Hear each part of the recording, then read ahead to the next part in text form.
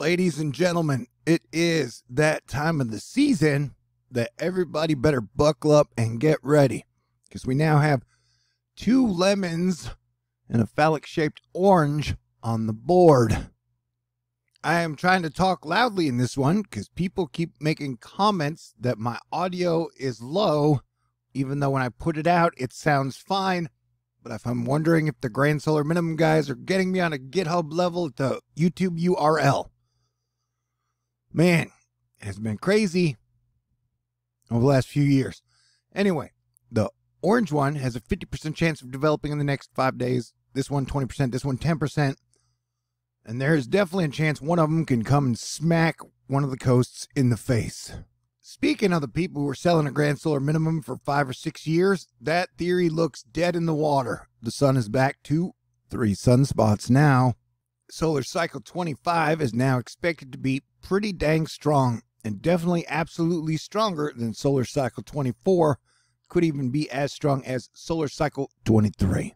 Based off of current solar activity, there is pretty much almost a 0% chance of any type of a Grand Solar Minimum now. With these were the NASA and NOAA forecasts, and now it is presented to be anywhere between here and then all the way up here. So that is very interesting news, man. And I want to take this time out to thank everybody in Asteroid Fight Club. You guys have definitely been with me for the last 5 years while I've been jousting in the Truther Wars. And I had said that July 27th through the 6th was probably going to be really, really tough for me. And it was. But thanks to y'all and God and Jesus Christ, I pulled through. So I am super duper grateful for y'all, and I expect to be giving you my best all throughout August and hopefully for the rest of the year. But hey, we're looking out for also severe weather. Can you hear me? How is my audio? All right, we're looking out for severe weather moving through here tonight, and then severe weather moving through here tomorrow and tomorrow night. Spaghetti models on the potential hurricanes don't really tell us much. But nothing is really expected until about 10 days, but then it could really be danger zone time, man. Mike's weather page giving us a decent look at all of the things. And hey, let's read what he has to say. Looking into later next week and what we could be watching, Area 1, which is the yellow 20% on the NHC map, pushes towards the Bahamas and Florida as some tropical rain or more aggressive this afternoon, with the GFS and CMC hinting a little something on and off again. Area 2, Invest 9 and 2 isn't showing much on these maps. Spaghetti models not 100%. And 3 is another wave expected to emerge off of Africa. And I would guess one of these is going to make it through.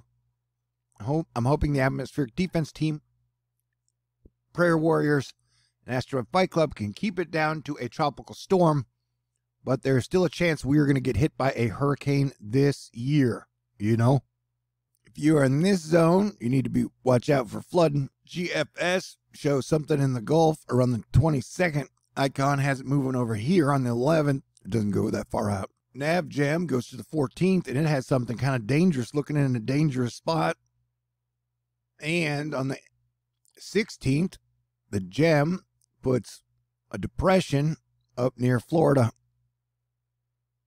And then on the 16th, the Euro has something low and tight, which looks like it could be dangerous, and then another big one rolling off of Africa. In crypto news, the CEO of Binance has resigned. In fire news, the fires have been nasty, and the smoke is bad. 500,000 people in West Bengal have been affected by intense monsoon flooding in just 2 days. NASA's Perseverance had trouble collecting and sealing its first rock sample. Weather DAC giving us side-by-side comparisons of fires past and now, and the Dixie fire is now like the 6th or 5th biggest fire in California history. It has definitely been bad and burning way too long.